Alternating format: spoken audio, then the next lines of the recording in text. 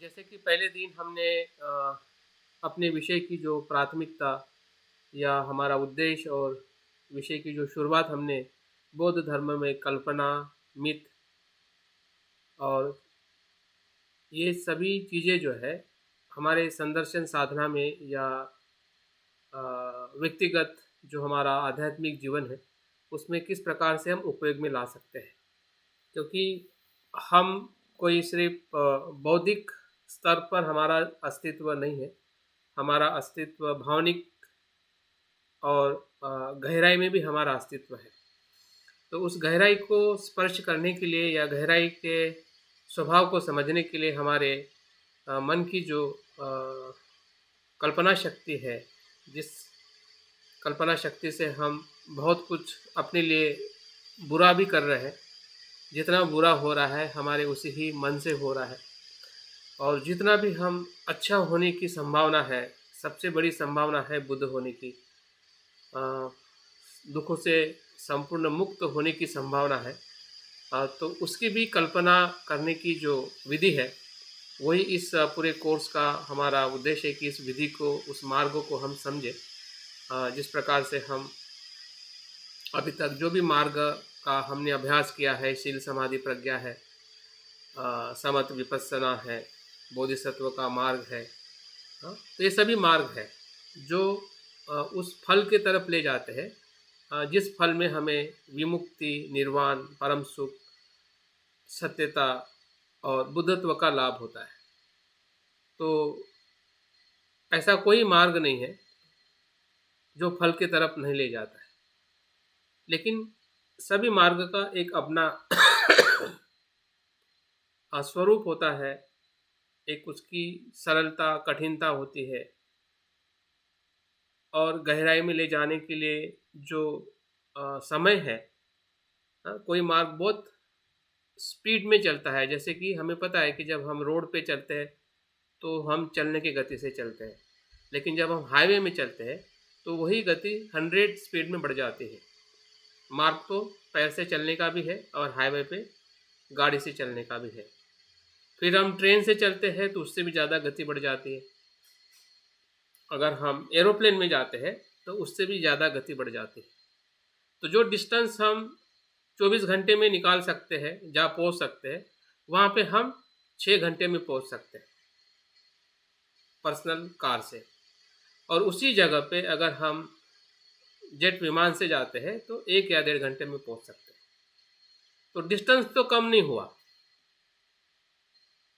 Distance कम नहीं हुआ, कम क्या हुआ? समय। और इसलिए आजकल जो हम समय बचाने के लिए ऐसी साधन या ऐसे वाहन की हम खोज करते हैं कि हम तुरंत उस जगह पर पहुँचे। तो ये जो ऑनलाइन प्लेटफॉर्म है, अगर मुझे आपसे बात करना है, आपसे मिलना है, तो मुझे आपके पास में आना पड़ेगा, आपको मेरे पास में आना पड़ेगा, तब हम एक दूसरे को मिल सकते हैं। लेकिन इस ऑनलाइन प्लेटफॉर्म ने क्या किया कि आप कभी भी मिल सकते हैं। हाँ, आप एक दूसरे को देख सकते हैं, महसूस कर सकते हैं। हाँ, ऑन किया और एक दूसरे को हमने देखना शुरू किया, हाँ, बोलना शुरू किया, समझना शुरू किया। तो इससे जो समय जो बचा है और जो फल मिला है, इंस्टेंट मिला है। नहीं तो यही मिलने के लिए हमें कितना कुछ पैसा खर्चा करना पड़ता, या समय लगाना पड़ता, कष्ट होना पड़ता, या हम मिल भी नहीं पाते। हाँ, इतने सारे लोगों को शायद मैं नहीं मिल पाता एक साथ में। हाँ, क्योंकि सभी की जगह अलग अलग है, लेकिन हम मिल पा रहे हैं इतने सरलता से, सहजता से। सिर्फ रिचार्ज कर लिया और आपने आपके उस एप्लीकेशन को डाउनलोड करके इस लिंक को क्लिक कर दिया। कितना समय लगा? 2 मिनट। और पैसा कितना? 100 रुपया, 200 रुपया, इससे ज़्यादा कुछ लगा? लेकिन जो फल मिला है वो पूर्ण मिला है। तो यही फर्क है। अगर हम वज्रयान या तंत्रयान और मंत्रयान की हम जो बात कर रहे हैं, वो फल देने वाला स्पीड वाला मार्ग तो तुरंत दे सकता है। जैसे कि अभी हम तुरंत एक दूसरे को देख रहे हैं, सुन रहे हैं। तो वो शक्ति जो है वो उस कल्पना शक्ति में है, जिसे हम उसका आधार लेके ऐसी कल्पनाओं को हम महसूस करते हैं कि जो बुद्ध गुणों से भरी हुई है, बुद्ध के अस्तित्व से भरी हुई है, सत्य के अस्तित्व से भरी हुई है, जो कल्याणकारी है, सुखदायी है, शांत है। और ये हमें पूरी हमारा जो अजागरूक सोया हुआ मन है, भावनाएं हैं, जो भावनाएं बिखर रही है, बह रही है हमारी भावनाएं, जैसे कि हमारा पानी का मटका होता है और उसमें छिद्र दरार होती है या छिद्रे होते हैं, तो सभी पानी आप जितना भी डालते हैं सब पानी बह जाता है।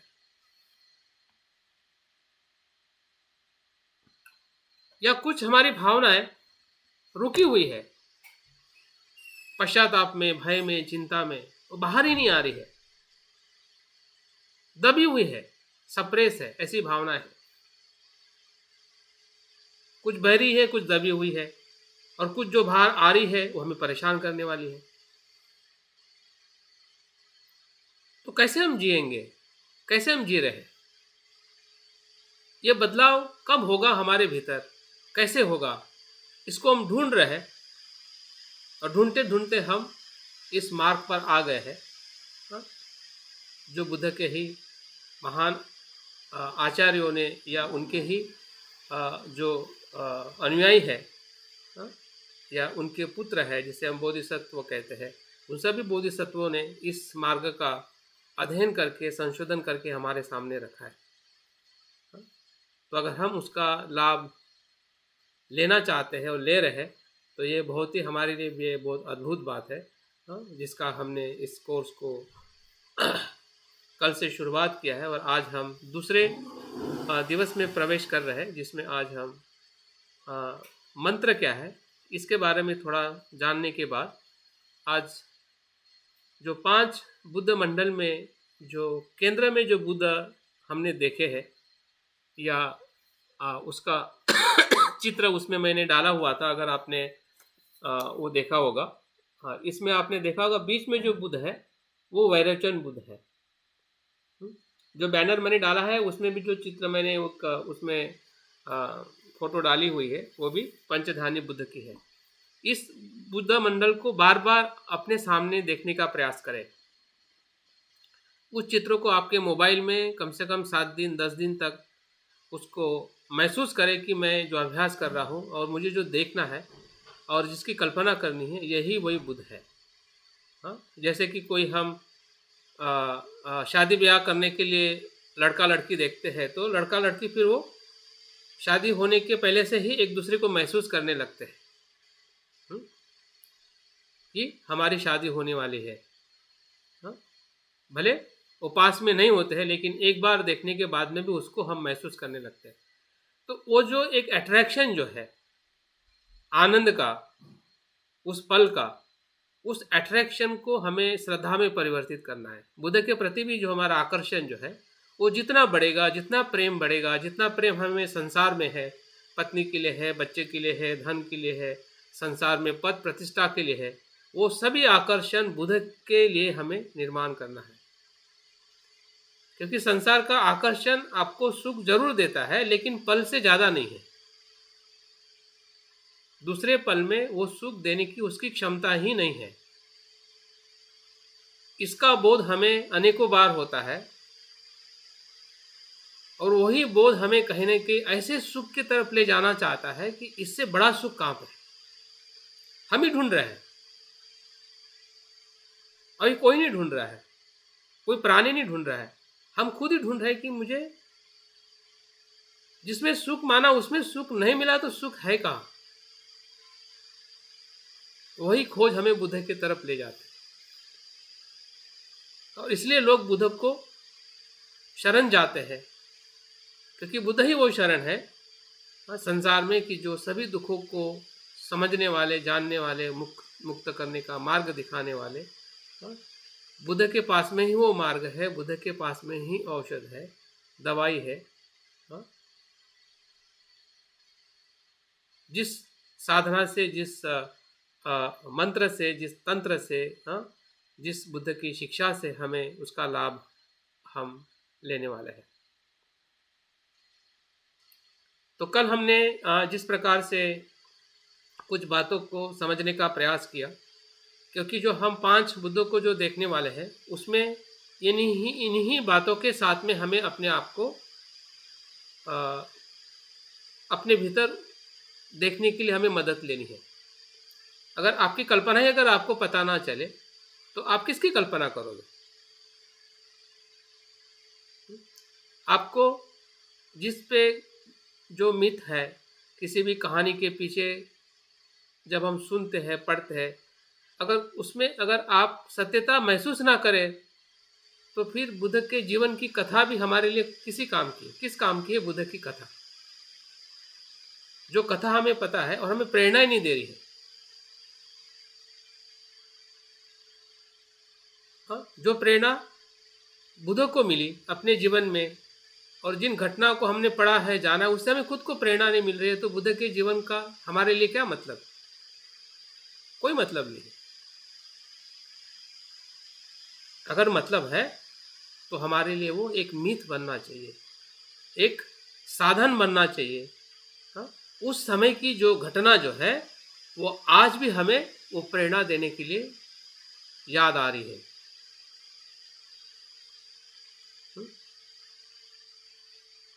वो कथा, वो कहानी, वो घटना आज भी हमें कुछ महसूस करा रही है, जो 2500 साल पहले बुद्ध के जीवन में या उनके वचनों में हमें सुनने पढ़ने को मिलती है।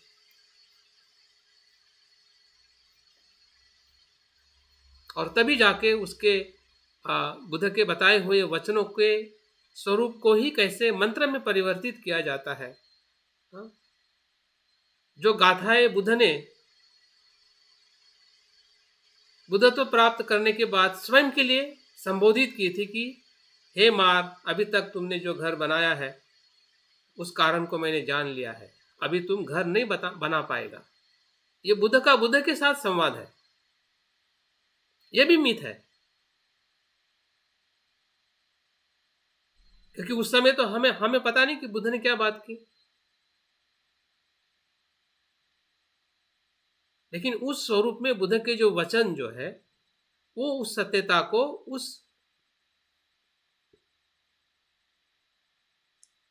कहानी के माध्यम से, या वो जो उनका अनुभव है, वो किस प्रकार से तृष्णा को देख रहे हैं, महसूस कर रहे हैं। हाँ, और किस प्रकार से वो तृष्णा अभी फिर से घर नहीं बनाएगी, क्योंकि उस तृष्णा को उन्होंने अनित्य करके देखा है, प्रज्ञा से देखा है। जब तक उन्होंने प्रज्ञा से नहीं देखा तब तक वो तृष्णा जो है उनके स्व में निर्माण होते हुए संसार को बार बार निर्माण करती गई। तो ऐसी बहुत सारी घटना है बुद्ध के जीवन से जो हमें मंत्र के रूप में या एक उनके अनुभव के रूप में हमें सुनने पढ़ने को मिलती है। और वही कहीं ना कहीं तंत्रयान में या वज्रयान में उसका जो बुद्ध की बड़ी बड़ी शिक्षाएं थी, सूत्र थे। अगर हम महामंगल सूत्र की बात करते हैं उदाहरण के तौर पर, महामंगल सूत्र में 38 मंगल है और शायद वो 30 या 24 या 26 गाथाएं होगी। क्या उतनी गाथा को हम याद कर सकते हैं? लेकिन उसका सारांश क्या है? उसका सारांश है सब्बे सत्ता सुखी होन्तु, सबका मंगल हो। अभी उस गाथा के सूत्र को जब आप छोटा करते हैं, धारण करते हैं, सूत्र को जब हम धारण करते हैं, जिसे हम धारणी कहते हैं, एक छोटे शब्द में, एक छोटे तत्व में, तो वही मंत्र के रूप में विकसित होता है। मंत्र हमने कई बौद्ध धर्म ने या बुद्ध के धर्म में या बुद्ध की इस शाखाओं में किसी अन्य धर्म से नहीं आया है। बौद्ध धर्म ही अपने आप में इतना श्रेष्ठ है कि हर चीज बुद्ध की शिक्षा से ही बाहर आई है। हाँ, वो उस समय उस प्रकार से उसको कहा नहीं जाता होगा, लेकिन बाद में कहने का जो तात्पर्य रहा है, जैसे कि बुद्ध की प्रतिमा बुद्ध के समय नहीं थी। बुद्ध की प्रतिमा बुद्ध के 500 साल के बाद में कनिष्क के समय में बनी, तो क्या उस बुद्ध रूप को आप बुद्ध नहीं कहोगे? और कहोगे तो क्यों कहोगे? और इतिहास में सबसे पहले मानव है कि जिसकी प्रतिमा बनाई गई वो बुद्ध है। ना शिव की बनाई गई, ना कृष्ण की, ना किसी भी धर्म के संस्थापक की, किसी भी भगवान की, किसी भी ईश्वर की कोई प्रतिमा बनाई नहीं गई। जो बनाई गई है बुद्ध की बनाई गई है। तो अगर बुद्ध की बनाई गई है तो जो बुद्ध रूप जिस गुणों को व्यक्त करने के लिए, जो प्रतीक के रूप में जो इतने विशाल बुद्ध थे, उनके कर्म में, उनके स्वभाव में, उनके अस्तित्व में, उस बुद्ध के अस्तित्व को एक धातु के रूप में, उसको प्रतिनिधि के रूप में, प्रतिनिधि के रूप में हमें सामने लाके रखा गया कि बुद्ध को ऐसे देखना चाहिए, उस बुद्ध को इस प्रतिमा के माध्यम से देखना चाहिए। प्रतिमा बुद्ध नहीं है, प्रतिमा जो है, रूप जो है, बुद्ध का प्रतिरूप है। लेकिन प्रतिरूप देखने से तो हम रूप को देखेंगे ना। अगर प्रतिरूप ही आपके पास में नहीं है तो आप किस बुद्ध को देखोगे और कैसे देखोगे? आपका रूप आप आईने में तो देख सकते हैं या शुद्ध पानी में देख सकते हैं, जमीन में तो देख नहीं सकते।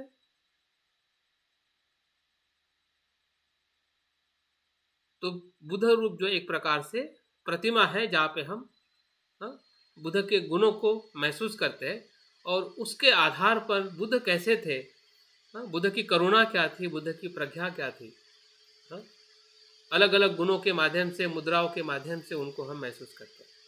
तो ये जो बौद्ध धर्म में जो कुछ भी हमारे पढ़ने सुनने में जो आता है, उसके पीछे बहुत बड़ा तत्व दर्शन छुपा हुआ है।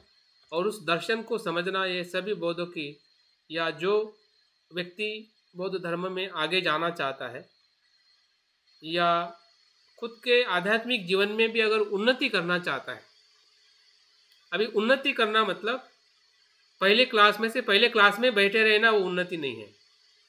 पहले क्लास से हमें दूसरी, चौथी, पांचवी में जाना पड़ेगा। और पांचवी भी उन्नति नहीं है, लेकिन आप कह सकते हैं कि अभी 5 तो पर्याप्त है। बहुत सारे बच्चे 5 क्लास के बाद में नहीं पढ़ते हैं, या 10th क्लास के बाद में भी नहीं पढ़ते, और ग्रेजुएशन के बाद में भी नहीं पढ़ते, लेकिन वहाँ पे भी शिक्षा समाप्त नहीं होती है। वहाँ से भी शोध की प्रवृत्ति शुरू होती है। उस प्रवृत्ति की तरफ हमें आने की ज़रूरत है। अगर हम स्थिर रह गए और रुक गए तो समझ जाए कि हम सही अर्थ में बुद्ध की शिक्षा को उस स्वरूप में देख नहीं पाएंगे जिस स्वरूप में बुद्ध ने हमें बताई है। क्योंकि बुद्ध की शिक्षा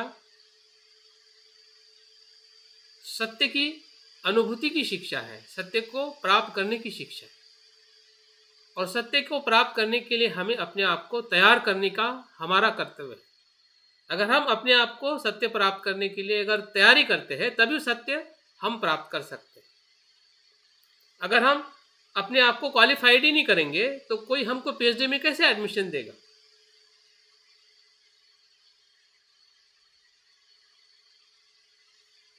तो बौद्ध धर्म भी एक प्रकार से उसी स्तर पर है। जो प्राथमिक स्तर से होते हुए, गुजरते हुए हमें उस गहराई, ऊंचाई की तरफ हमें प्रवेश करना है, जिसमें ये सभी बातें हमारे सामने समझने की जरूरत है कि मिथ क्या है, कल्पना क्या है, प्रतीक क्या है, मंत्र क्या है, और बुद्ध का संदर्शन क्यों और कैसे करें। ये हमारे लिए उतना ही ज़रूरी है जितना ज़रूरी हम बुद्ध के 4 आर्य सत्य को समझते हैं, पंचशील को समझते हैं, आनापान सति, मैत्री भावना को समझते हैं और हम प्रयास करते हैं। जैसे मैंने पहले ही बताया कि वो भी एक मार्ग है, ये भी एक मार्ग है, लेकिन उस मार्ग की गति अब उस गति से चलती है, इस मार्ग की गति इसके गति से चलती है। तो कभी हमें उस मार्ग पे भी रहना है, कभी इस मार्ग पे भी आना है, ताकि हमें इस मार्ग का भी अनुभव हो सके कि क्या ऐसा संभव है, या कभी कभी ऐसा हम प्रयास कर सकते हैं। क्योंकि खाने में तो हम एक ही हमेशा थोड़ी दाल रोटी खाते हैं। हुँ? कभी पनीर भी खा लेते हैं, हाँ, कभी मीठा भी खा लेते हैं, कभी तीखा भी खा लेते हैं। तो भोजन में हमारी जो वैरायटी जो है, हाँ, और उसमें जो स्वाद और जो पौष्टिकता जो है, जिस भोजन में है वही तो हमें ज़्यादा ऊर्जा देता है। आपको पसंद आने वाला भोजन आप खाते रहो और आपको लगे कि सब कुछ अच्छा हो जाएगा, दूध पीते रहो कि माँ बाप ने बताया कि दूध पीना अच्छा है, कैल्शियम मिलता है, प्रोटीन मिलता है। लेकिन कभी हमने अभ्यास किया है कि सही में वो प्रोटीन हमारे लिए लाभदायी है कि हानिकारक है? आज का रिसर्च क्या कहता है? मेरे शरीर में जो समस्या है वो सही में क्या दूध पीने से है या नहीं है, कभी हमने परीक्षण किया है? क्योंकि हम मान चुके हैं कि भाई दूध ऐसा ही है और इसको ऐसा ही सेवन करना चाहिए। तो वैसे धर्म का भी है, हाँ, जो हमें सिखाया गया उसको हमने मान लिया है, हाँ, कि ऐसा ही है और इतना ही है, उससे आगे जो है वो सब कुछ बेकार है। तो बेकार ही समझ लिया तो फिर हमारी वो मिथ्या दृष्टि बन गई कि हम उस दलदल में जो रत्न छुपा हुआ है ना, रत्न किस में होता है? खान में होता है, कोयले की खान में होता है। भाई कोयले की खान ही आपने समझ लिया है कि कोयले की खान में क्यों हाथ डाले, तो रत्न कहाँ से मिलेगा? तो उसी दलदल में रत्न है, हाँ? फिर वो मन के भीतर हो या शिक्षाओं में जो हम पढ़ते हैं और हमें लगता है कि ये हमारी शिक्षा का आ, हिस्सा नहीं है या ये बौद्ध धर्म की शिक्षा से विपरीत शिक्षा है, लेकिन ऐसा नहीं है।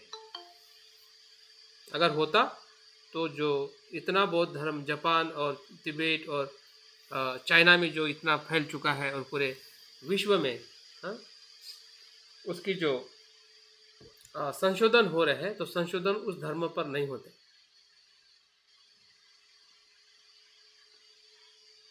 उसकी जो सत्यता जो है वही सत्यता है कि जो प्रतीत्य समुत्पाद में और आर्यष्टांगिक मार्ग और मध्यम मार्ग में हमें समझने को दिखने को मिलती है।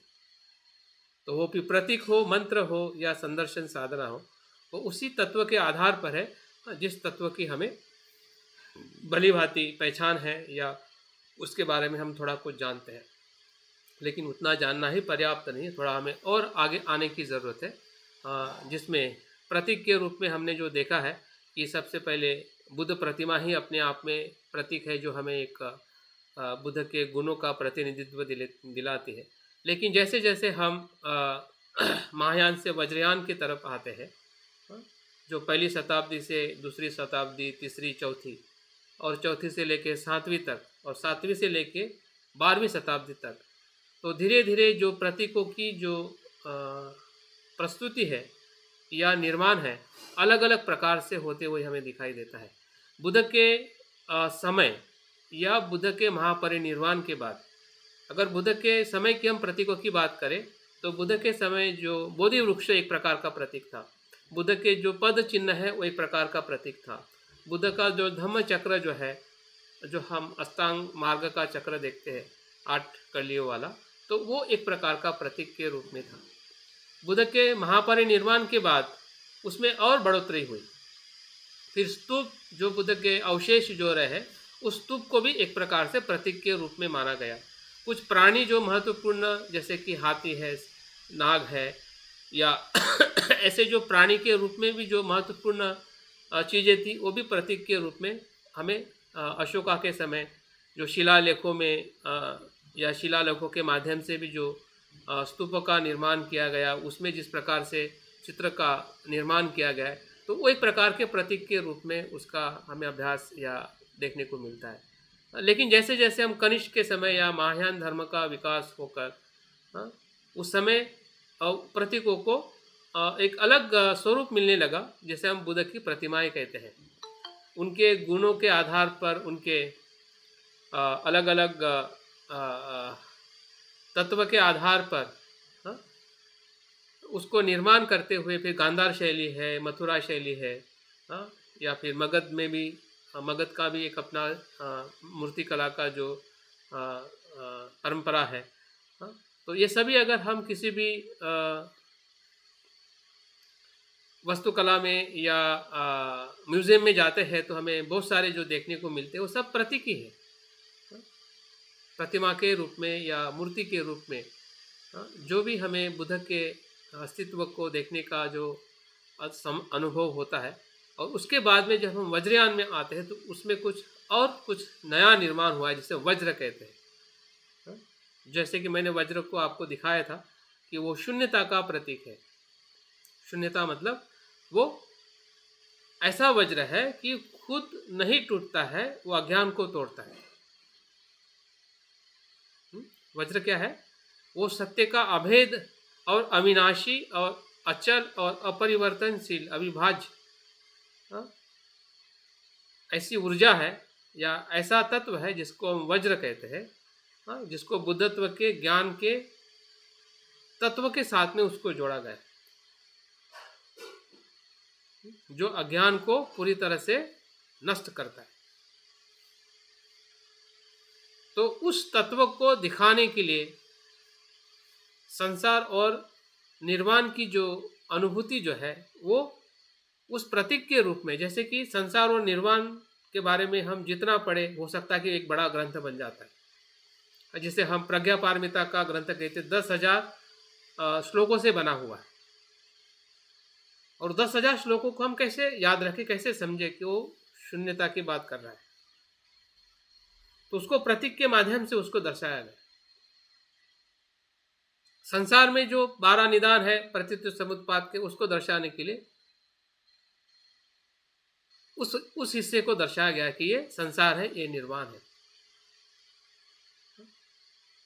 संसार का जो धर्म है, निर्वाण का जो धर्म है, स्वभाव है, उसको एक साथ में बताने के लिए उस वज्र का निर्माण किया गया है, जो प्रतीक के रूप में। जैसे कि हमने बुद्ध रूप की बात की, वो बुद्ध के रूप के माध्यम से ये बुद्धत्व के तत्व को उस प्रतीक के रूप के माध्यम से, वज्र के रूप के माध्यम से उसको हमें दर्शा के हमें उसके साथ उस तत्व का जो अनुभव जो है वो लेने के लिए और समझने के लिए ये सभी चीज़ें निर्माण की गई है। वैसे वज्र घंटा, वज्र घंटा जो है ये इसका प्रतिनिधित्व करता है, वो करुणा का प्रतिनिधित्व करता है। जब हम घंटा बेल बजाते हैं तो वो बेल क्या होती है, बहुत सारे कानों के गूंज तक जाती है, बहुत सारे लोगों को जागरूक करती है, बहुत सारे लोगों को उस ध्वनि में सम्मिलित करती है। और इसलिए प्रज्ञा जो वज्र है और घंटा जो है करुणा, दोनों साथ में हमें साधना में दिखाई देते हैं। जब हम वज्रयान की साधना करते हैं, या अगर आपने तिब्बतियन लोगों को आपने साधना करते हुए देखा होगा तो उनके एक हाथ में वज्र होता है और दूसरे हाथ में घंटा होता है। अभी ये देखते हुए, उनकी वो पूजा देखते हुए हमें भी लगेगा कि ये क्या हो रहा है, क्योंकि हमें पता नहीं कि इसका अभ्यास वो क्यों कर रहे हैं और उसका तत्व क्या है वो हमें पता नहीं। अगर तत्व पता होगा, भले हम नहीं कर रहे हैं, लेकिन उनकी जो विधि को हम स्वीकार करेंगे कि हाँ, इस प्रकार की प्रज्ञा और करुणा के साथ वो इस विधि को या उस आचरण को करने का प्रयास करें। अन्यथा हमारे उनके प्रति एक प्रकार से घृणा निर्माण होगी और हमें लगेगा कि ये लोग के बौद्ध धर्मों को गलत तरीके से आचरण कर रहे हैं और हम उनको प्रतिसाद नहीं देंगे, तो एक तरफ हमारा आचरण भी अशुद्ध हो जाएगा, हमारे मन में द्वेष आने लगेगा, जबकि हम बौद्ध हैं और वो भी बौद्ध है। उसके मन में तो द्वेष नहीं, लेकिन हमारे मन में द्वेष आ जाएगा, या अंधश्रद्धा भी हमारे मन में बढ़ेगी। वो तो अंधश्रद्धा से नहीं कर रहे, क्योंकि उनका अभ्यास बचपन से कराया जाता है। जब उनका बच्चा 9 साल का होता है ना, 8 साल का, अभी हमने एक बच्चे को 10 साल के बच्चे को हमने मोनेस्ट्री में भेजा है, गंगटोक में, सिक्किम में। वहाँ पे तिब्बतियन कल्चर में उनके 8 साल 9 साल से बच्चों को ही पढ़ाया जाता है। और क्या पढ़ाया जाता है? यही पढ़ाया जाता है जो अभी हम पढ़ रहे हैं इतने उम्र में। वो तो 10 साल के अंदर वो पढ़ के PhD हो जाते हैं, 20 साल के अंदर ही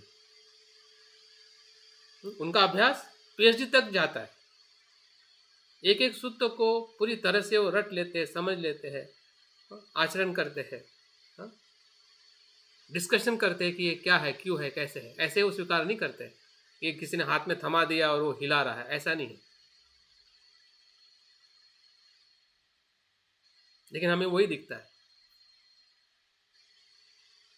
तो हम जो देख रहे हैं और हम समझ रहे हैं, उसके पीछे कहीं ना कहीं हमारी जो कमजोरी है, हमारा अभ्यास, या हम उस दृष्टि से धर्म को या बुद्ध की शिक्षाएं जो हमारे लिए या सभी के लिए जो उपयोगी है, उस शिक्षा से हम स्वयं भी वंचित रह रहे हैं और उसका हमें लाभ नहीं मिल पा रहा है। जब हम मंत्र की तरफ जाते हैं तो मंत्र शब्द भी कहीं ना कहीं हमें लेते हुए या उसको समझने के लिए हमारा मन इतना सरल और तैयार नहीं होता है, क्योंकि हमें लगता है कि बुद्ध ने कहा, मंत्र बताया है। लेकिन मंत्र शब्दों को हम लेते कैसे हैं, उसका अर्थ क्या है? क्योंकि अर्थ अगर उस प्रकार से है जो हितकारी है, दो प्रकार का किसी भी शब्द का अर्थ होता है। अगर हम बुद्ध को लेते हैं तो बुद्ध का अर्थ बुद्धि होता है। अभी बुद्धि को दो प्रकार से भी देखा जाता है, हानिकारक भी बुद्धि होती है और हितकारक भी बुद्धि होती है। लेकिन जब हम बुद्ध को उस बुद्धि के साथ में देखते हैं तो हम कल्याणकारी बुद्धि देखते हैं। लेकिन ऐसे भी बहुत महान व्यक्ति होके गए हैं जो अपने आप को महान बुद्धिवान होते हैं, हाँ, लेकिन वो अहित काम करते हैं। तो क्या आप बुद्धि शब्दों को छोड़ दोगे कि वो तो उस अकल्याणकारी के साथ में जुड़ा हुआ है? तो शब्द तो इसी समाज में या इसी ही भाषा में हमने उसका इस्तेमाल कर रहे हैं। तो हमें शब्दों को छोड़ देने से, नकारने से या उसका प्रतिक्रिया देने से कुछ होने वाला नहीं है। एक तो शब्द के अर्थों को समझे या शब्दों को ही बदल डालें, अगर आपके हाथ में वो क्षमता है।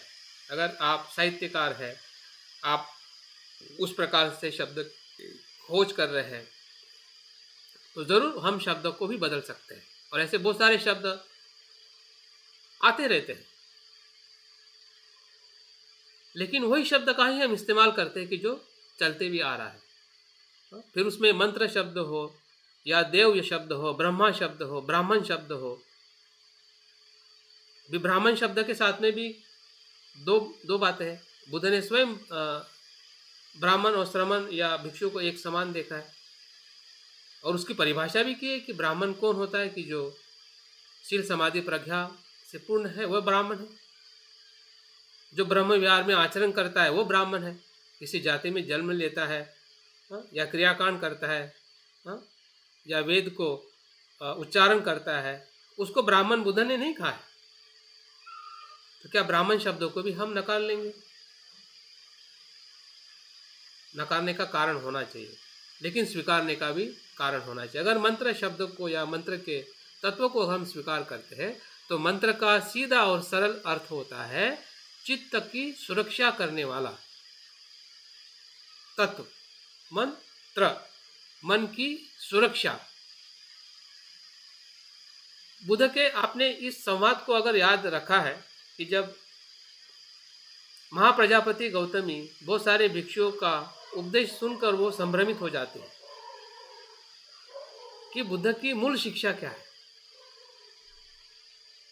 जबकि बौद्ध भिक्षु ही बता रहे हैं। फिर भी महाप्रजापति गौतमी संभ्रमित हो जाती है कि बुद्ध की मूल शिक्षा क्या है, कि ये भिक्षु ये बताता है, ये भिक्षु बताता है, आनंद बताता है, सारिपुत्र बताता है, महामोगल्या ने बताता है। बुद्ध होने के समय की बात है और ध्यान से सुने कि इससे इस घटना को अगर हम संवाद को बुद्ध क्या इस प्रश्न का जवाब देते हैं। जब महाप्रजापति बुद्ध के पास जाती है और उनको इस सवाल का जवाब मांगते हैं कि बताइए कि मैं किस शिक्षा को आपकी मूल शिक्षा समझूं। जो आनंद ने बताया, सारिपुत्र ने बताया, महामोगल्या ने बताया, उसको या उसमें से किसी एक को। तब बुद्ध उसको बताते हैं कि उसने जो कहा है, जो भी भिक्षुओं ने, वो बुद्ध वचन तभी समझो कि जब वो सुनने से और आचरण करने से तुम्हारा लोभ द्वेष अगर कम होता है। उसका आचरण करने से अगर तुम्हारा लोभ द्वेष कम होता है, बढ़ता नहीं है। बढ़ता क्या है? अलोभ अद्वेष अहमोह बढ़ता है, प्रज्ञा बढ़ती है, करुणा बढ़ती है, मैत्री बढ़ती है। अगर ये बढ़ रहा है और ये कम हो रहा है। हाँ किशोर जी, कुछ बात करना चाहते हैं?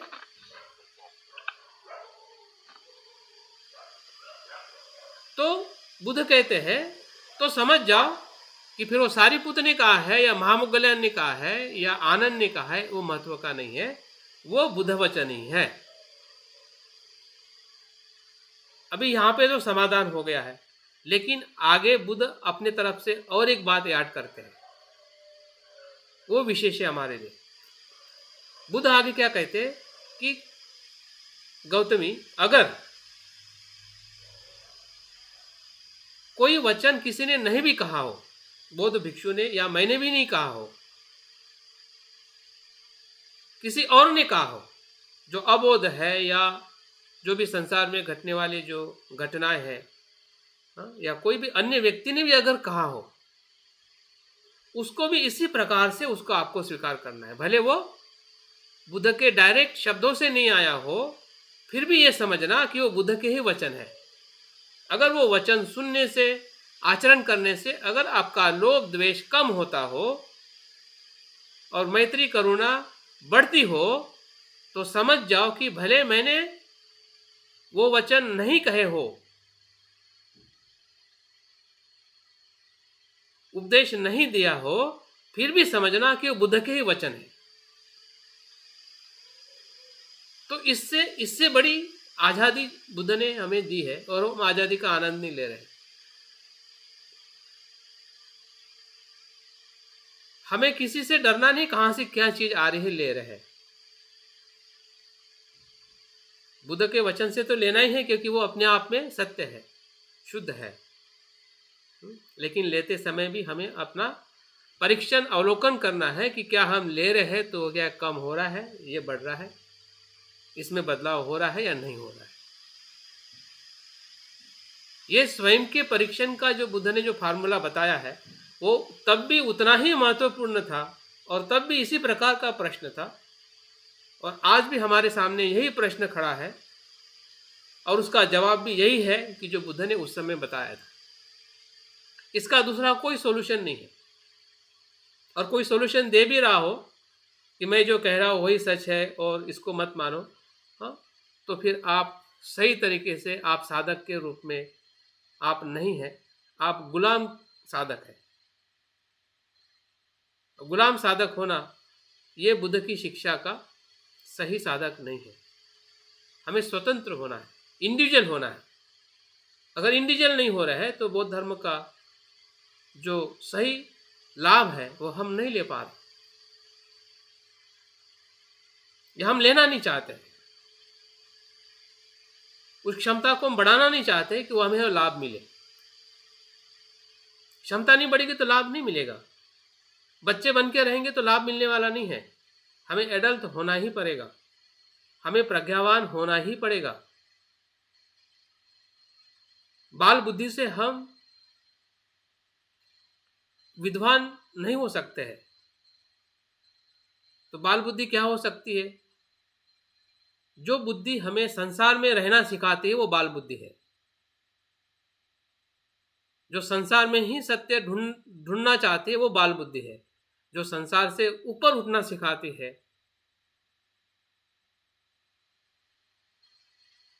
फिर वो साइंस हो, टेक्नोलॉजी हो या बुद्ध के वचन हो, अगर साइंस भी अगर हमें उससे ऊपर उठना नहीं सिखाती है वो भी बाल बुद्धि है उस अर्थ से।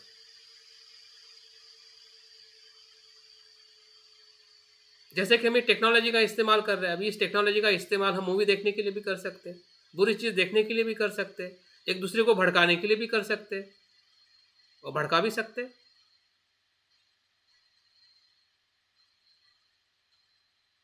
तो टेक्नोलॉजी तो अपने आप में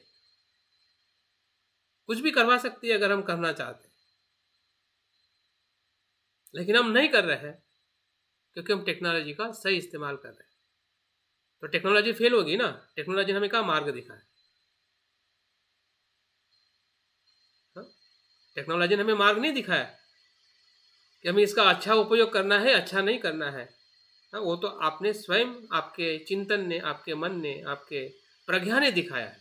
अगर प्रज्ञा नहीं है तो हम टेक्नोलॉजी जो लाभ देते उसी के साथ में हम सुस्त पड़े रहेंगे। बटन दबाएंगे, सब कुछ होते रहेगा और हमें करने की कुछ इच्छा नहीं होगी। टेक्नोलॉजी उतना ही कर सकती है, समय बचा सकती है, या अच्छा गद्दा दे सकती है, एसी दे सकती है। हाँ, उससे ज़्यादा वो कुछ नहीं दे सकती है।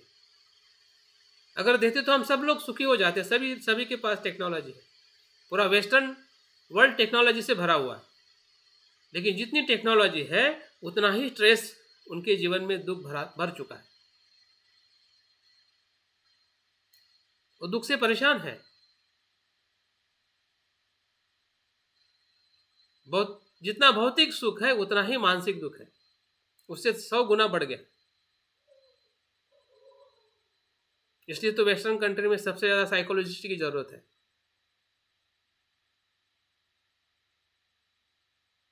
तो जो सुख और दुख जो नहीं समझाता है, वो सभी शिक्षा अकॉर्डिंग बुद्धिज्म वो बाल बुद्धि है, बाल विद्वान है लेकिन बाल विद्वान है। बालक के जैसे संसार में ही रहने की जो हमारी प्रवृत्ति है उसका जो गाइडेंस करते हैं, उसका जो प्रलोभन देते हैं, उसका जो मार्ग दिखाते हैं, हाँ, वो उसी कैटेगरी में है। फिर वो XYZ कोई भी हो सकता है, लेकिन उससे जो ऊपर उठाता है तो XYZ कोई भी हो सकता है। कोई भी शब्द हो सकता है, कोई भी शिक्षा हो सकती है, भले वो बुद्ध के डायरेक्ट उस आ, आ, वचनों से भी नहीं आई हो। फिर भी अगर आपको ऐसा कोई वचन आपको सुनने में, पढ़ने में आता है और आप उसको एनालिसिस करते हैं, आप उसको ग्रहण करके आप देखते हैं कि आपके भीतर का लोभ कम हो रहा है, द्वेष अज्ञान कम हो रहा है, तो समझ जाइए वो बुद्ध वचन। तो वही मंत्र है। मंत्रों को हमने उस तत्व से समझना चाहिए कि जो हमें भीतर में एक गहराई में ले जाता है, मन की गहराई में ले जाता है। जैसे कि सांस हमारे शरीर की गहराई में ले जाता है, हर एक सेल के साथ, हर एक पेशी के साथ वो जुड़ जाता है और नया जीवन देता है। वैसे ही जब मंत्र के तरंग ध्वनि को जब हम सुनते हैं या उसका रिपीटेशन करते हैं निरंतरता के साथ, श्रद्धा के साथ, उसके लयबद्धता के साथ, उसके आनंद, हर उसमें भी बहुत सारे स्वरूप हैं। जैसे कि कोई खाना आप हड़बड़ी में खा लेते हो और बिन देखे हुए, बिन जाने हुए खा लेते हो, तो उसको भूख तो भर जाते हैं, लेकिन उस भूख से ना ब्लड बनता है, ना फिर आपको ऊर्जा मिलती है, ना स्वास्थ्य मिलता है, तो हम दुखी हो जाते हैं। खाना तो खा लिया, मंत्र तो बोल दिया, लेकिन लाभ नहीं। तो लाभ क्यों नहीं है? क्योंकि उसके जो विभिन्न जो पहलू है, रूल्स है, उसकी जो आचरण करने की जो विधि है वो हम समझ नहीं पा रहे। उसके अर्थ को, उसके उद्देश्य को, तत्व को, किस लयबद्धता के साथ, किस प्रकार से उसको अपने फील करना है, अनुभव करना है, ध्वनि को, तरंग को, रंग को, हाँ, उसकी प्रज्ञा को। क्योंकि हर एक जो मंत्र जो है ये बुद्ध के नाम है। जैसे कि आपका नाम है, उदाहरण के तौर पे आपका नाम आपको पता है, जो हमारे माँ बाप ने रखा है। आपके बेटे का नाम आपने रखा है। अभी कल्पना करिए कि आपके बेटे का नाम आपने रखा है और आपको पता है कि आपका बेटा आसपास में बैठा है और आपको उस समय भूख लगती है और प्यास लगती है, तो आप क्या करोगे? बेटे का नाम लोगे ना कि बेटा पानी लेके आ, तो बेटा पानी लेके आएगा ना। पानी लाने के बाद क्या करेगा? आप खुद पियोगे और आपकी प्यास मिट जाएगी। उसने पानी क्यों लाया? क्योंकि आपने उसका नाम उच्चारण किया। हाँ? अगर नाम से आप नहीं बुलाते, हाँ? अगर 2-3 बच्चे हैं वहाँ पे तो कोई पानी नहीं लाता। या पत्नी को बोलोगे तो पत्नी का नाम या जो जिस प्रकार से भी हम संबोधन करते हैं तो वो पानी लेके आएगी। लेकिन अगर नाम स्मरण नहीं करोगे, नाम याद नहीं करोगे या किसी को आप इंडिकेट नहीं करोगे तो आपके पास में पानी आने वाला नहीं। ये तो आपको खुद को उठ के पानी लेना पड़ेगा। अगर आपके पास में पानी चाहिए तो आपको उस व्यक्ति के नाम का उच्चारण करके ही आपके पास में पानी भी आ सकता है और आपकी प्यास भी बुझा सकता है। यह संभव है? होता है ऐसा? अगर ऐसा होता है तो मंत्र के साथ में भी ऐसा ही होता है। जिस बुद्ध का मंत्र हम पठन करते हैं वो बुद्ध प्रकट हो जाते हैं। जैसे कि हम कोई कल्पना करते हैं और कल्पना हमें भयभीत करने लगती है ना। जैसे कि आपने भूकंप आने की कल्पना कर ली, भूकंप नहीं भी आता है फिर भी हमारे मन में भूकंप का डर आ जाता है। भूकंप नहीं आया लेकिन भूकंप का डर तो आ गया। दुख नहीं आया लेकिन दुख का डर आ गया। तो वैसे ही बुद्ध का वचन जो है या बुद्ध का जो मंत्र जो है, हाँ, वहाँ पे प्रत्यक्ष रूप में बुद्ध नहीं आते लेकिन बुद्ध की जो ऊर्जा जो है जो हमारे ही मन में निर्माण होके हमारे ही मन को मदद करती है। ये बाहर से कुछ नहीं आता है। हाँ? जब मंत्र की हम बात करते हैं तो मंत्र बाहर से नहीं आता है। उस मंत्र के स्वरूप में जो ऊर्जा है उस बुद्ध की, हाँ, जिस प्रकार से मैंने कहा कि जो निगेटिव ऊर्जा है वो भय के रूप में आ गई तो हमें भय लगने लगा, हमारे शरीर में बदलाव होने लगा।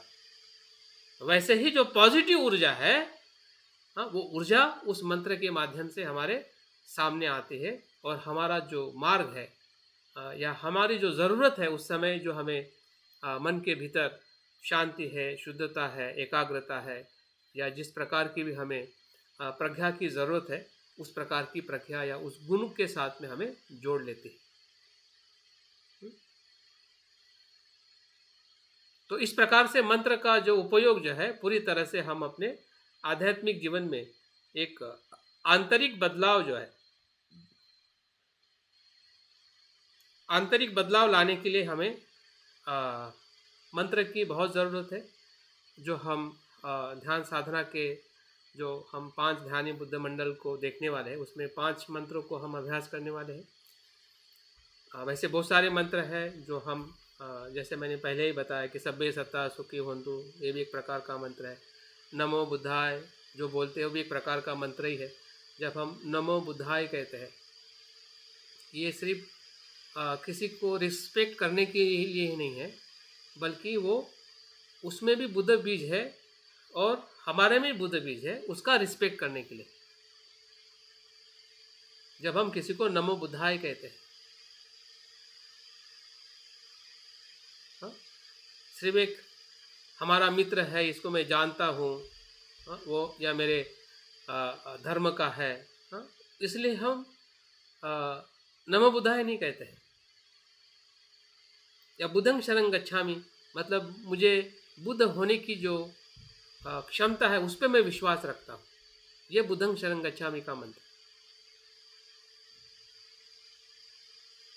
सिर्फ विधि विधान में या संस्कारों में बुद्धं शरणं गच्छामि कहने के लिए वो कोई सेरेमनी नहीं है, वो विधि नहीं है, वो मंत्र है। मन को सुरक्षित करने की ऊर्जा उस बुद्धं शरणं गच्छामि में है जब हम उस मंत्र का पठन या उच्चारण करते हैं।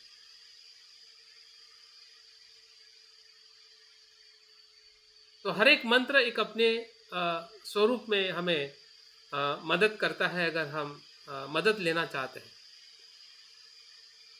हमारा जितना रिस्पॉन्स होगा, अगर हमारा दुख हमारे कारण से ही निर्माण हो रहा है, अगर इस पे हमें विश्वास हो जाए, विश्वास मतलब देख के विश्वास हो जाए, उसके कारण को देखकर अगर हमें विश्वास हो जाए कि मेरा दुख जो है ये मेरे ही मन के विचलितता के कारण, लोभ के कारण मुझे दुख होता है, तो सुख भी तो उसी के कारण होगा जब उस कारण को हम नष्ट करेंगे। अगर हमें पता चलेगा इस कारण से मैं दुखी हूं, तो कारण नहीं होगा तो सुख होगा, नहीं तो सुख कैसे होगा और कहां पे होगा? जब दुख समझ में आया तो सुख भी समझ में आएगा। लेकिन दुख ही समझ में नहीं आया कि इस कारण से हो रहा है और सुख के लिए हम ढूंढ रहे हैं, तो किस सुख के लिए ढूंढ रहे हैं? कौन सा सुख चाहिए हमें? सुख तो वही चाहिए कि जो दुख निर्माण ना करे, वही सुख है। दुख का निरोध ही सुख है। जहां पे दुख है वहां पे सुख नहीं है, और जहां पे सुख है वहां पे दुख नहीं है।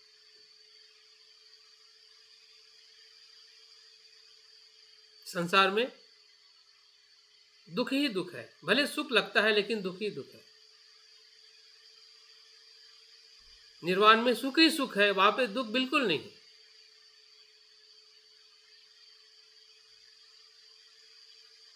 तो ये जो तत्व जो है, इसको समझने के लिए या उसके संपर्क में आने के लिए हमें ऐसे मंत्र एक प्रकार से फार्मूला है। हाँ? जो पूरा विज्ञान इतना निर्माण होता है, टेक्नोलॉजी और साइंस की जो खोज होती है, तो खोज के लिए तो 10-10-15 साल लगते हैं, लेकिन ढूंढता क्या है? एस्टोड ढूंढता है।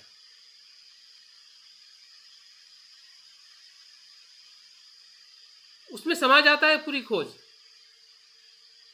सिर्फ 3 लाइन में, 1 लाइन में, 2 शब्द में समाप्त हो जाती है।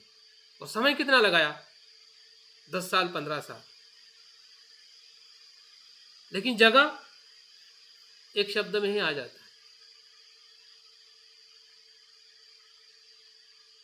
तो अगर एक शब्द ही अगर अब समझ में आ जाए तो पूरा हमें 10 साल का समय हमारा बच सकता है। बुद्ध ने जो 6 साल लगाए और इतने अनेक जन्मों तक उन्होंने ज्ञान को प्राप्त करने में समय लगाया,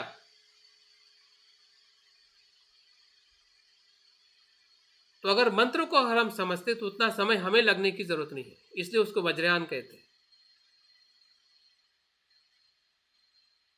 क्योंकि जो उन्होंने समय लगा के जो ढूंढ लिया, जिसे हम प्रतीत समुत्पाद कहते हैं,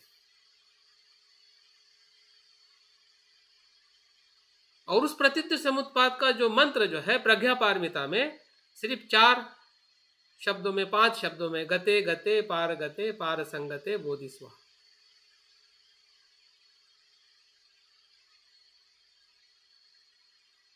अगर उस मंत्र के संपर्क में आके उसके गहराई में अगर हम प्रवेश करें तो वही हमें अनुभव होने की पूरी संभावना है। भले कुछ समय के लिए क्यों ना हो, टेम्पररी, तब भी उस अवस्था में हम उस सत्यता का अनुभव कर सकते हैं। और एक बार भी अगर हमें सत्यता का अनुभव हो गया तो समझ जाइए कि वो फ्रीक्वेंसी बढ़ने वाली है, वो कम होने वाली नहीं है। भले वो एक समय के लिए, एक क्षण के लिए रहेगा, तो दूसरा समय 2 क्षण के लिए होगा, 3 क्षण के लिए होगा, 4, 5, 10, 15, उस समय उसका बढ़ते जाएगा। जैसे कि कोई प्रकाश का किरण एक छोटे से छिद्र में से भीतर आता है और उस छिद्र के प्रकाश से हम सूरज को ढूंढ लेते हैं कि कहां से आ रहा है।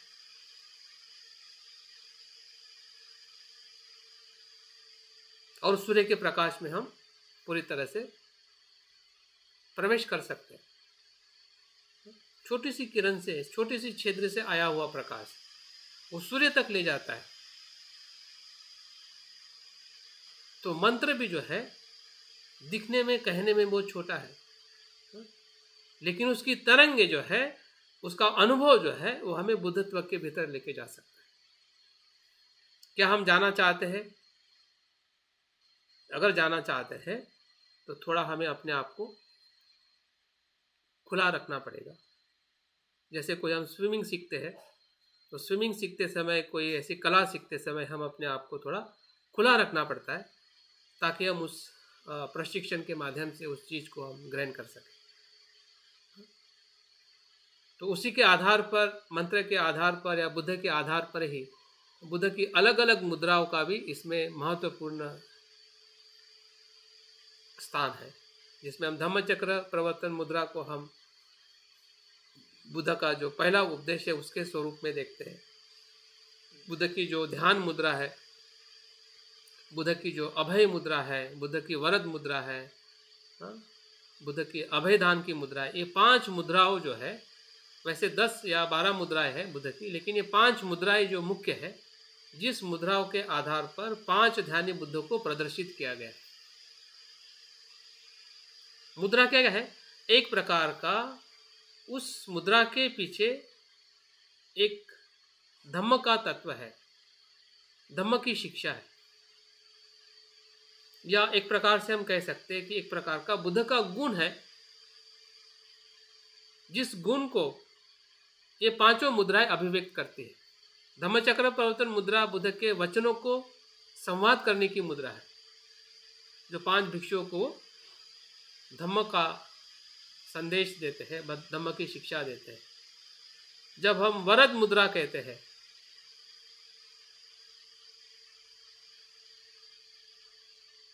वरद मुद्रा एक प्रकार से हम दान की मुद्रा कहते हैं।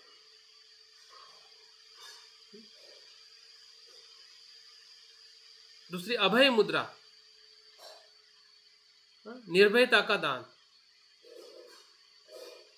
ध्यान मुद्रा, शांति और एकाग्रता का, एकरूपता का बुद्ध का जो गुण है। तो इन 5 गुणों को अभिव्यक्त करने वाली जो विभिन्न मुद्राएं जो है, ये भी इसी ही संदर्शन के लिए हमें समझना ज़रूरी है, जानना ज़रूरी है। और हम हर एक मुद्रा को उस बुद्ध के साथ में जब देखेंगे तब हम उसके बारे में और थोड़ा और ग्रहणशील होंगे। लेकिन मुद्रा भी एक प्रकार से प्रतीक के रूप में या एक बुद्ध के उस आचरण के रूप में अभिव्यक्त होते हुए हमें दिखाई देती है कि जो 5 बुद्ध की जो 5 मुद्राएं हैं, वो भी इस आपके अभ्यास का बहुत महत्वपूर्ण हिस्सा है। अभी हम आते हैं वैरोचन बुद्ध की तरफ, जो हम कल ध्यान साधना करने वाले हैं। हमें वैरोचन बुद्ध में जो केंद्र में है,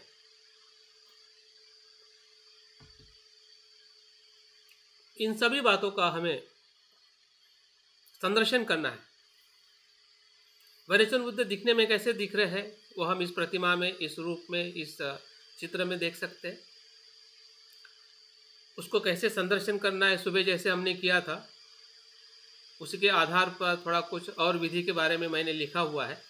उसका मैं थोड़ा जिक्र करूंगा या कल के सुबह के सत्र में भी बताऊंगा।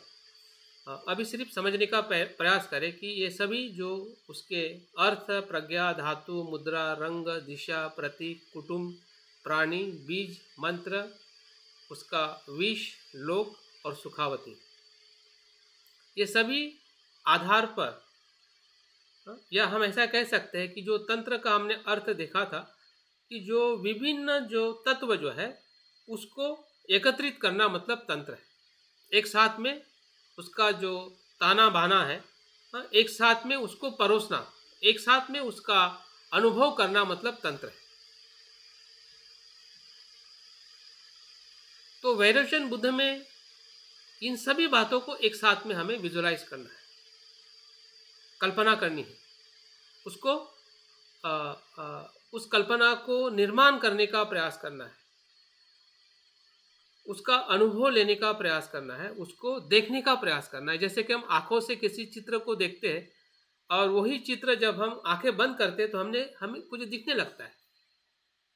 ये सामान्य प्रयास है जो हम अभी इस बुद्ध रूप को देखते हैं और आप आंखें बंद करते हैं तो कुछ न कुछ आपके कलर है, उनकी जो मुद्रा है, अगर आपको थोड़ा ज़्यादा ज्ञान है कि ये भी देखना है, वो भी देखना है, ऐसा भी देखना है, वैसा भी देखना है, तो उन सभी ज्ञान के कारण जो आपके मन में जो स्पष्टता है, जितनी स्पष्टता होगी उतना ही आपके भीतर से कल्पना निर्माण होगी। जैसे कि अगर आप हिमालय को देखे हैं तो आपको हिमालय का विजुलाइजेशन करना बहुत सरल है। अगर आपने समंदर को देखा है ऐसे सुंदर फूल पौधे को देखा है निसर्ग में या चित्र में या किसी भी स्वरूप में, तो आपको कल्पना करना और सरल हो जाता है कि जो प्रतिबिंब हमारे चित्त में संस्कार के रूप में, बीज के रूप में है, तो उसी ही बीज के अनुसार जब हम सोचते हैं तो कहीं ना कहीं उसी प्रकार का स्वरूप रूप जो है हमारे मन में निर्माण होने लगता है। ये कोई मैजिक नहीं है, एक मन का बहुत ही महत्वपूर्ण हमारे चित्त का कर्म है या कार्य है, लेकिन उसका हम मिनिमम इस्तेमाल करते हैं, इसलिए वो ज़्यादा एक्टिव नहीं है। क्यों एक्टिव नहीं है? क्योंकि नकारात्मक भावना इतनी एक्टिव है, आप नहीं चाहते हुए भी द्वेष आ जाता है, नहीं चाहते हुए भी भय आ जाता है, न चाहते हुए भी लोभ आ जाता है। आप चाह नहीं रहे कि मैं लोभ करूं, फिर भी लोभ आता है। जो न चाहते हुए आ रहा है वो सभी उसी ही मन से आ रहा है, उसी कल्पना के कारण आ रहा है, क्योंकि हमने इतनी बार कल्पना कर ली है कि इसका अंदाज नहीं कि कितने बार हमने लोभ की कल्पना की और अभी चाह रहे कि नहीं आना चाहिए। लेकिन वो तो मन का तो हैबिट बन गया। अभी हैबिट इतनी जल्दी से छूटेगी, उसको छोड़ने के लिए दूसरा हैबिट देना पड़ेगा, पॉजिटिव हैबिट देना पड़ेगा। उस ऊर्जा का पॉजिटिव में रूपांतरण करना पड़ेगा। अगर पॉजिटिव में नहीं करोगे तो वो नेगेटिव हमेशा हमें एक भयंकर रूप में, जिसको बौद्ध धर्म में मार कहते हैं और आधुनिक जगत में मानसिक रोग कहते हैं, बौद्ध जगत में उसको क्लेश मार कहा जाता है और आधुनिक वैज्ञानिक जगत में उसको मनोविकार कहा जाता है। जितने भी मानसिक बीमारी है वो इसी ही कल्पना से, नकारात्मक कल्पना से ही निर्माण हुई है। भले हम मनोवैज्ञानिक नहीं हैं, इसलिए हमें कभी कभी उस पर विश्वास रखना मुश्किल जाएगा, लेकिन थोड़ा अगर हम मनोवैज्ञानिक का थोड़ा अभ्यास करते हैं, जनरल भी अगर थोड़ा पढ़ लेते हैं, तो हमें इसका ज़रूर ख्याल आ जाएगा कि ये सभी मनोविज्ञान की कैसी बीमारियां हमारे मन में, हम सभी मन के रोगी हैं, क्योंकि कल्पनाएं ऐसी निर्माण हो रही। तो उस रोग से, उस भय से अगर हमें मुक्त होना है तो हमें सकारात्मक कल्पना करने का जो मार्ग है वो हमें बुद्ध के संदर्शन से या ध्यान के माध्यम से ही संभव है। दूसरा कोई दवाई नहीं है। और सभी आजकल मनोवैज्ञानिक भी बुद्ध की दवाई इस्तेमाल कर रहे हैं, बुद्ध के ध्यान को ही सिखाया जा रहा है। दवाई वहाँ पे फेल हो रही है क्योंकि उसके आगे वो मुक्त ही नहीं हो रहा है। दवाई खाने के बाद में भी बीमारियां मुक्त नहीं हो रही, ध्यान से मुक्त हो रहे हैं। ध्यान से बड़ी बड़ी बीमारियां ठीक हो रही, और हमारे पास में ध्यान का तो खजाना है। बौद्ध विरासत में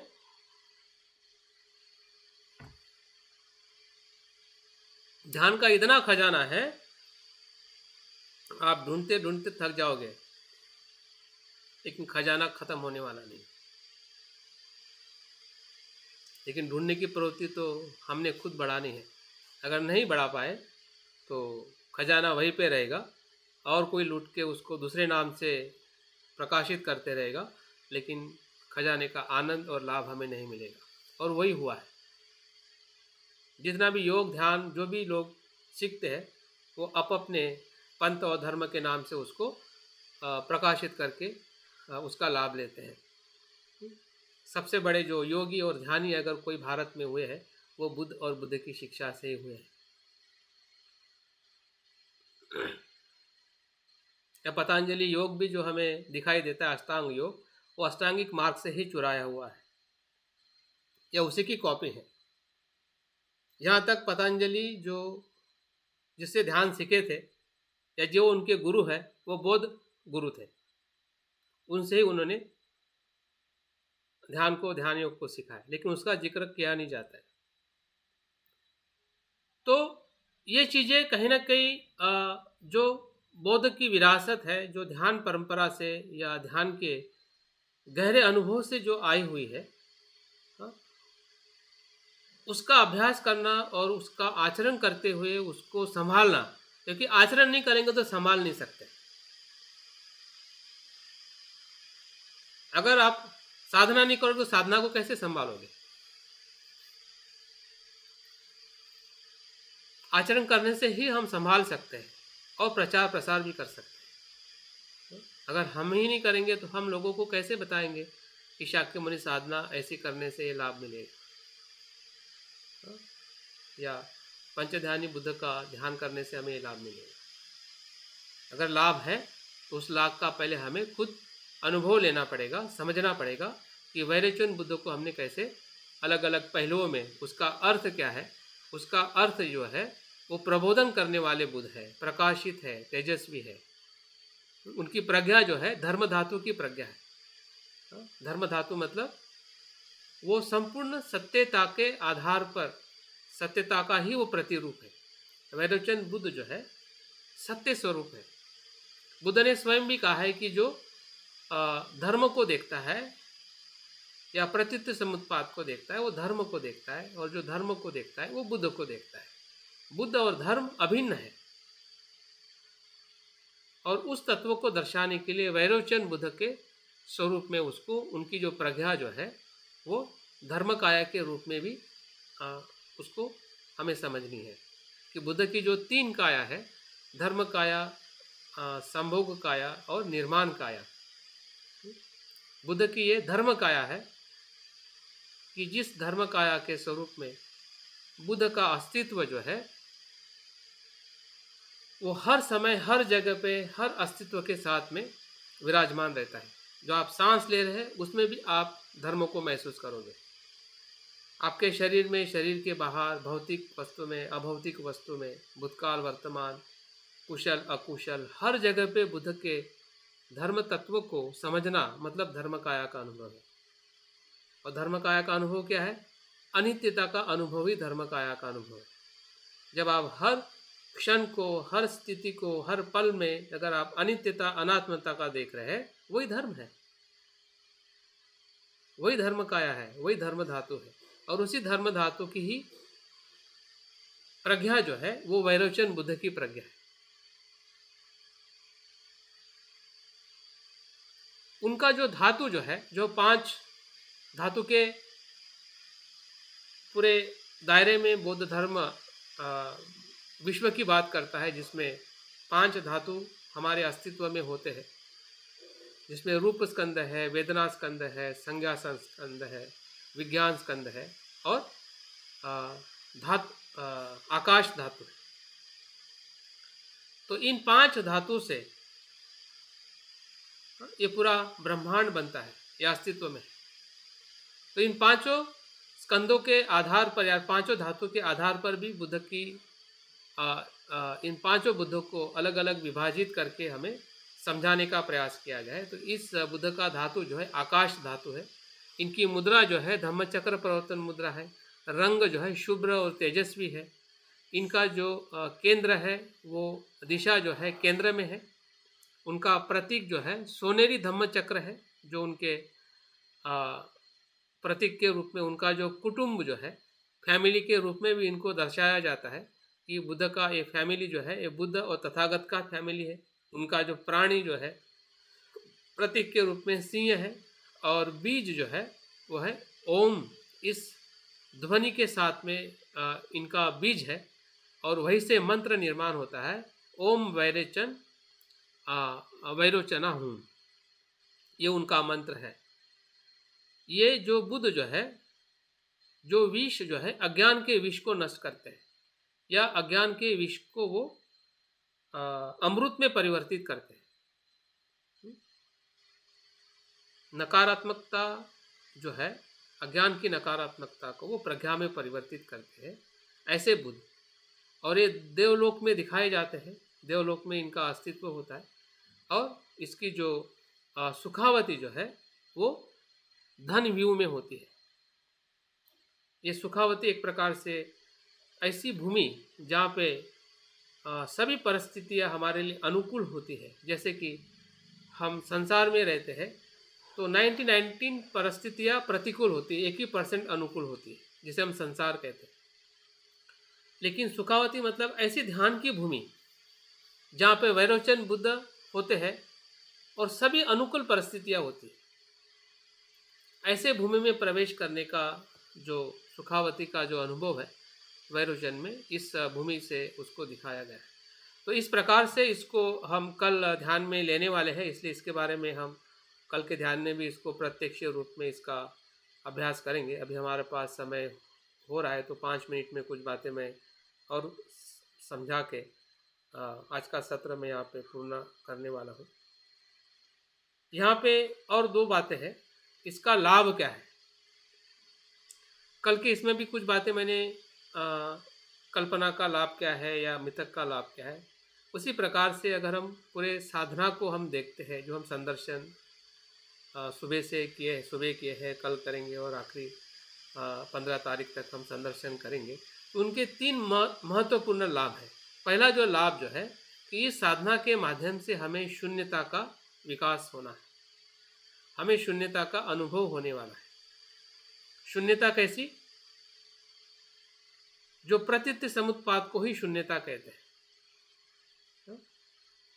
संसार के अस्तित्व को प्रतीत्य समुत्पाद के तत्व में देखना, वो संसारिक शून्यता है। और उसी ही संस्कारिक शून्यता को तोड़ते हुए निर्वाण में प्रवेश करना, वो असंस्कारित शून्यता है। अभी अज्ञान है, अज्ञान से दुख है, अज्ञान टूटेगा तो निर्वाण का अनुभव होगा, या निर्वाण में हमारा मन प्रवेश करेगा, या हमारा मन निर्वाण का होगा। अभी हम संसार में हैं, संसार में प्रवेश किए हैं क्योंकि अज्ञान है। तो अज्ञान होने से हम दुखी क्यों है, इसका अनुभव होना मतलब एक सत्य का पता होना। अज्ञान को तोड़ने से हम निर्वाण में प्रवेश कर सकते हैं, ये दूसरा सत्य पता होना, यही प्रज्ञा है। इन दोनों प्रज्ञा को हम इस संदर्शन साधना से हम समझते हैं या समझने का हम प्रयास करते हैं। दूसरा जो इसका अनुभव है कि अभी हमें जो अलग अलग दिखाई दे रहा है, ये संसार है, वो निर्वाण है। लेकिन दूसरी प्रज्ञा में, दूसरे प्रकार की जो प्रज्ञा जो है, अद्वैत प्रज्ञा है, वो दोनों भी अभिन्न है, इसका भी अनुभव होने लगता है। पहले तो अलग अलग होते हुए हमें दिखाई देती है कि ये है, वो है। जैसे कि हम कोई प्रवास शुरू करते हैं तो हमें पता चल जाता है कि मैं यहाँ पे हूँ और वहाँ पे जाना है। लेकिन जब वहाँ पे पहुँचते हैं तो हमें इसका एहसास होने लगता है कि जहाँ से मैं आया हूँ ये इसी का है, तो ये परिणाम है, ये इससे अलग नहीं है। अगर ये नहीं होता तो वहाँ पे भी मैं कैसे जाता। मतलब वहाँ पे जाने का भी जो हमारा एक ईगो है या अहंकार है, उससे भी हम पर हो जाते हैं। मतलब दोनों को भी हम, जिसे हम कहते हैं ना, मैं और औरों के जो मैं और पर का जो भेद है, या कर्ता और कर्म का जो भेद है, उससे भी ऊपर उठ जाते हैं, जिसे हम अद्वैत कहते हैं।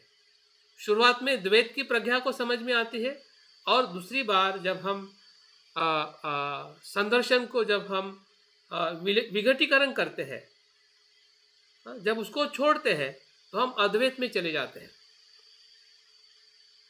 जब हम शुरू करते हैं तब द्वैत में रहते हैं, क्योंकि हमें अशुद्धता से शुद्धता में जाना है।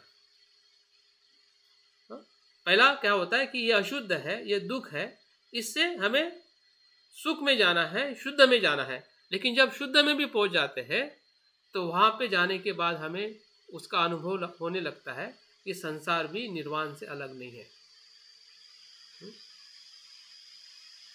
संसार में जो प्रज्ञा है वही निर्वाण में है, और निर्वाण में जो है वो संसार में है। लेकिन वहां पे जाने के बाद में पता चलेगा, अभी तो हमें उसको अलग अलग करके ही, देख के ही हमारा प्रवास हमें शुरू करना है। तो दोनों प्रकार की जो प्रज्ञा है, दोनों प्रकार का प्रज्ञा का लाभ हमें इस साधना से होता है, या हम लेने की पूरी संभावना है, अगर हम समझकर इसका प्रयोग करते हैं या आचरण करते हैं। और तीसरा और महत्वपूर्ण जो लाभ जो है, वो हमारी जो भावनाएं हैं वो परिशुद्ध और आनंदित करने के लिए हमें ये साधना मदद करती है। जैसे मैंने अभी कहा कि हमारे भीतर जो लोभ है, चिंता है, भय है, इससे हम हमेशा पश्चाताप और दुख में पीड़ित होते रहते हैं। ये सभी भावनाओं, नकारात्मक भावनाओं का पूरी तरह से शुद्धिकरण या परिवर्तन होने की जो अनुभूति जो है, वो हमें इस ध्यान साधना के माध्यम से होने लगती है। तो ये तीनों प्रकार के लाभ हमें ध्यान साधना में मिलने वाले हैं या हम ले सकते हैं, अगर उस प्रकार से हमने ध्यान साधना का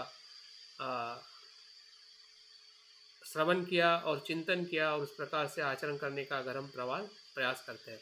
अंतिमतः संक्षिप्त में ये संदर्शन साधना की विधि क्या है, कल मैं फिर से इसको सुबह बताऊंगा, लेकिन अभी सिर्फ मैं कुछ चंद शब्दों में बता के मैं आज के अभ्यास को मैं पूर्ण करना चाहूँगा।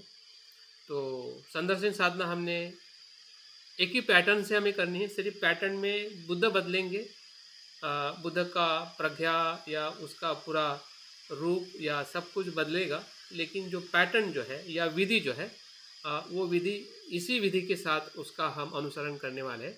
इसलिए हमें अगर विधि अच्छी तरह से समझ में आती है तो बुद्ध के स्वरूप में जो देखने के अलग अलग जो पहलू है, उसमें से एक दो अगर छूट भी जाता है तब भी हमें उतना समस्या नहीं होगी, क्योंकि कहीं ना कहीं विधि के माध्यम से हम उसके कोई ना कोई एस्पेक्ट के साथ में हम जुड़े रहेंगे और उसका लाभ हमें उतना ही मिलेगा जितना हम लाभ उनसे लेना चाहते हैं या हमें उसका परिणाम हो सकता है। तो साधना में सबसे पहली जो हमारी पूर्व तैयारी है, शरण गमन और कुशल कर्मों को हमें महसूस करना है। शरण गमन मतलब सही अर्थ में मैं बुद्ध की शरण क्यों जा रहा हूँ, मेरे दुख के अनुभव के साथ शरण गमन को हमें देखना है। हमारी जो कुशलता है या कुशल कर्म करने की जो मैत्री भावना है, ये हमारी एक प्रकार की पूर्व तैयारी है, जो हमने सुबह के ध्यान में भी थोड़ा करने का और समझने का प्रयास किया था। और पहले चरण में जैसा हमने आकाश देखने का जो प्रयास किया था, उसका एक मंत्र है, वो कल हम देखेंगे किस मंत्र से शुरुआत करनी है। लेकिन आकाश का जो स्वरूप जो है वो एक प्रकार से शून्यता का अनुभव, जो खुला है, अमर्यादित है, उसमें सब चीज़ें आती है और चली जाती है, उसे हम आकाश कहते हैं। आकाश में काले बादल भी आते हैं, सफ़ेद भी आते हैं, लेकिन कोई बादल ठहरता नहीं है। ये आकाश की जो क्वालिटी जो है वही शून्यता के या प्रज्ञा के उस तत्व को दर्शाती है, जो हम शुरुआत में पहले चरण में वो देखते हैं और महसूस करते हैं। वहाँ से हमारी साधना शुरू होती है। दूसरे चरण में हम बुद्ध के रूप का संदर्शन या कल्पना करते हैं। जो भी बुद्ध हम आज शाक्य मुनि को लिए थे, कल हम वैरोचन को लेंगे। उस बुद्ध को हम चित्र के या कल्पना के रूप में उसको महसूस करेंगे। वो कैसे करना है उसका विधि इसमें दिया है। उसी आकाश के मध्य में हम एक कमल पुष्प देखते हैं, कमल पुष्प के बीच में एक बीज देखते हैं, और बीज में से एक मंत्र का निर्माण होता है, जो हम बुद्ध को उस मंत्र के माध्यम से वो उसका प्रकट होता है। जैसे कि अगर कोई बीज हम ज़मीन में डालते हैं तो उसमें से पौधा आता है। पौधा आने के बाद में उसमें थोड़ा उसमें स्प्राउट आता है, बाद में पौधा आता है। तो बीज एक प्रकार से क्या है, बीज मंत्र है। स्प्राउट आना मतलब मंत्र है, और उस स्प्राउट में जब वो पूरा एक पौधा बनता है, वो बुद्ध रूप है। तो इस प्रकार से संदर्शन धीरे धीरे हमारा उस बुद्ध को रूप में, रंग में, मंत्र में, प्रतीकों में, उनकी प्रज्ञा में, गुण में, मुद्रा में, ये सभी जो उनके जो प्राणी का प्रतीक है, जो जो चीज़ें हमें स्मरण आती है या जो मैं बताऊंगा उस समय, अगर आपके पास में भी उसके प्रति और भी कुछ जानकारी है तो उसमें भी आप उसको ऐड कर सकते हैं। तो ये दूसरा चरण है जहाँ पे हम बुद्ध को पूरी तरह से विराजमान होते हुए निर्माण, जैसे कोई चित्रकार एक चित्र को निर्माण कर रहा है, वैसे ही हम ये सभी चीज़ों के माध्यम से उस बुद्ध को हम निर्माण कर रहे हैं, जिसको हम बुला रहे हैं। मंत्र क्या है, एक गूंज है कि हम उस बुद्ध को बुला रहे हैं, और बुद्ध को जैसे बुला रहे हैं वैसे ही वो वहाँ पे निर्माण हो रहा है, क्योंकि हमने बहुत सारे जो एलिमेंट है उसमें हम देख रहे हैं, और कहीं ना कहीं उस तत्व के माध्यम से वो बुद्ध वहाँ पे विराजमान होते हुए हम देखते हैं। और उनका जो प्रकाश जो है, उस गुण का, उस प्रज्ञा का संसार के दसों दिशा में फैल के सभी लोग दुख से मुक्त हो रहे हैं। यहाँ तक दूसरा चरण है। तीसरा चरण जो है वो हमारे साथ में जुड़ा हुआ है, हमारा शुद्धिकरण काया वाचा मन का। जो प्रकाश हमारे भीतर आता है और हमारे भीतर में भी जो अकुशलता है हमें दिखने लगती है, और सिर्फ दिखते ही नहीं है, तो हमें ये भी दिखने लगता है उस प्रकाश में वो बदल रही है, जैसे कि आकाश में बादल आते हैं और बदल रहे हैं। जितनी भी बुराई है, जितना भी दुख है, वो अनित्य के रूप में उस प्रज्ञा के प्रकाश में हम बदलते हुए देख रहे हैं, और सही में हमारा पूरा मन बदल रहा है। अगर उसका धर्म ही बदलना है तो उसको हम कैसे पकड़ सकते हैं? तो मूर्खता है। हमारी मूर्खता, अज्ञान पता चल जाती तो अपने आप ही बदलने लगता है। जब तक हम अपने अज्ञान और मूर्खता को नहीं पहचानते हैं, तब तक वो हमें बड़े बादल के रूप में दिखता है। हाँ? नहीं तो फिर वो एकदम छोटे बादल की तरह, जैसे कि पानी का हवा हवा आती है, चली जाती है, बूंद गिरता है और नष्ट हो जाता है। उसी प्रकार के सभी बुराई, सभी अशुद्ध भावना हमें विलीन होते हुए दिखती है, क्योंकि हम प्रज्ञा से उसको देख रहे हैं। तो इस प्रकार से पूरा शुद्धिकरण हम अपने भीतर बाहर हर तरीके से हम, जो भी हमें दर्द है, दुख है या अशुद्धता है, सभी शुद्धता में हम बदलते हुए देखते हैं तीसरे चरण में। ये सबसे महत्वपूर्ण चरण है, जो हमें हमारी शुद्ध भावना को या अज्ञान को बदलते हुए, अशुद्ध भावना को और अज्ञान को बदलते हुए, जो हम अपने आप को उस बुद्ध होने के चित्त में हम प्रवेश करने का अनुभव करते हैं। तो यही सबसे बड़ा चरण है, जो हमें, जो भी लाभ की हमने बात की, सभी लाभ इसी के ही अनुभव पे, और पहले जो हमने संदर्शन किया है, हमारी शुरुआत हमने जैसे की है, वो एक दूसरे के साथ में जुड़ा हुआ है। अगर शुरुआत सही होगी तो निश्चित ही आपका आगे का सभी पार्ट जो है धीरे धीरे उसी प्रकार से आगे जाएगा, और अंतिम और चौथे चरण में हम उसको विघटन करते हैं। एक प्रकार से ये शून्यता शून्यता, जब हम वहाँ तक पहुँच चुके हैं, अभी ऐसा कुछ नहीं कि वो मैं उसको पकड़ूँ, उसको भी हम छोड़ने के लिए तैयार हो जाते हैं। हाँ? हाँ? उस जो कुछ भी हमने निर्माण किया है वो भी एक प्रकार की परिकल्पना है, वो सत्यता नहीं है। सत्यता जो हमने अनुभव की है वो है कि जो हम शुद्ध और बुद्ध हुए हैं। तो इस प्रकार से जो चौथा चरण जो है वो विघटन का चरण है।